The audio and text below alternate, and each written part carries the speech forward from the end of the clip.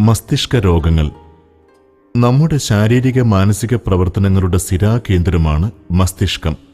മദ്യപാനം അതിന്റെ ഘടനയിൽ പോലും മാറ്റം വരുത്തുന്നു.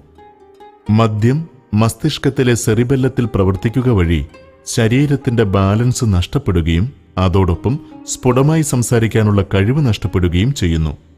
മദ്യപിച്ച് ബോധം കെട്ട വ്യക്തിക്ക് ഒരുപക്ഷെ തലേ ദിവസം വൈകുന്നേരം നടന്ന ഒരു കാര്യത്തെക്കുറിച്ചും ഓർമ്മയുണ്ടാകണമെന്നില്ല. ഓർമ്മക്കുറവുള്ള 20% ഏറെ ആളുകളിലും കാരണം തുടർച്ചയായുള്ള മദ്യപാനമാണ്.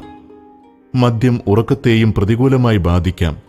മദ്യപിച്ച് കൂർക്കം വലിച്ചുറങ്ങുന്നത് സുഖകരമായ ഉറക്കത്തിന്റെ ലക്ഷണമല്ല, മറിച്ച് മദ്യം തൊണ്ടയിലെ പേശികളെ അയവുള്ളതാക്കുന്നതുകൊണ്ട് ശ്വാസനാളത്തിലുള്ള ഭാഗിക തടസ്സങ്ങളാണ് ഇതിന് കാരണം.